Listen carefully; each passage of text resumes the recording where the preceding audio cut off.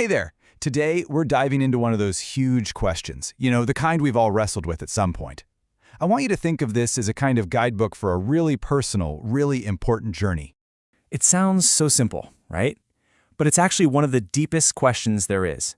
I mean, take away your job, your name, all your relationships. Who are you, really? At your absolute core? Well, over the next few minutes, we're going to dig into one really powerful way to answer that. And boom, there it is. We're not wasting any time. We're jumping straight to the main idea. This one single thought is the key to everything we're about to explore. So, what in the world does that even mean? Humans have only a heart. Let's get into it. All right, to really get what that quote is about, we've got to first ask ourselves, what do we actually own in this life? Let's take a look at all the stuff we chase after and what happens to it in the end. I mean, just think about it for a second. We spend so much time and energy getting all this stuff. Money, status, all our possessions. We even get really attached to our own bodies. But according to this way of thinking, none of it lasts. It's all temporary. In the end, every single bit of it gets left behind. So okay, when all that stuff is gone, what's actually left? Well, the only thing that's truly 100% yours, the one thing you take with you, is your inner self, your heart, your core essence. And suddenly, that quote from the beginning, humans have only a heart, it starts to click, right? Okay, so if our heart is the only thing we really have, then what's the point of, well, anything? It kind of simplifies things, doesn't it? It means our entire purpose, our ultimate training, is just this one lifelong task to polish our heart, to make our inner self better and clearer and, yeah, more beautiful. All right, so that's the big idea, the philosophy behind it all. But how do you actually do that? How do you polish your heart? This is where we get practical. Let's dive into the 3 core rules for what's called the inquiry of the heart. So think of this as our roadmap. It's really just 3 rules. The first is all about managing your thoughts, your inner world. The second is about what you do when you mess up, because let's be real, you will. And the third is about the right mindset for the whole journey. So let's start with rule number 1. Okay, now this is where it gets really interesting.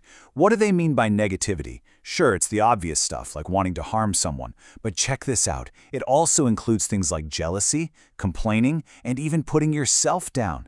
You know that voice in your head that says, ugh, I'm not good enough for this. According to this, that's a negative thought you have to shut down right away, before it gets a chance to grow.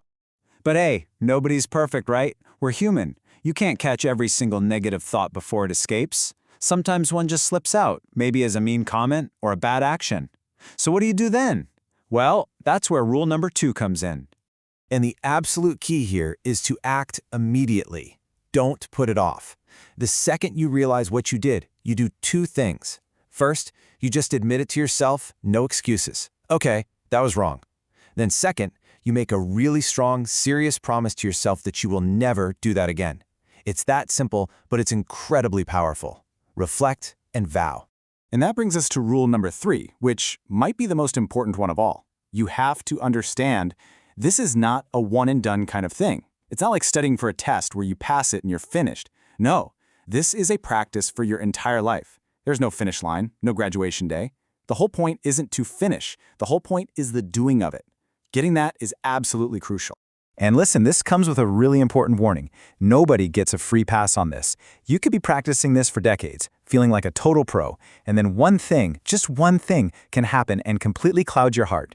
This applies to everyone, whether you're just starting or you've been at it for years. You've got to stay humble.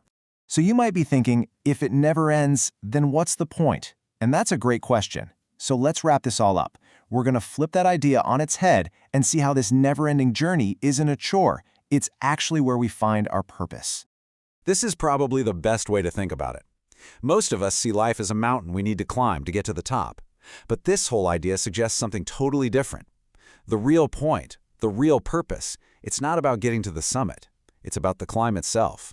It's in every single step you take along the way. And that's really the big takeaway here. This whole thing, it's not some frustrating race with a finish line you can never cross.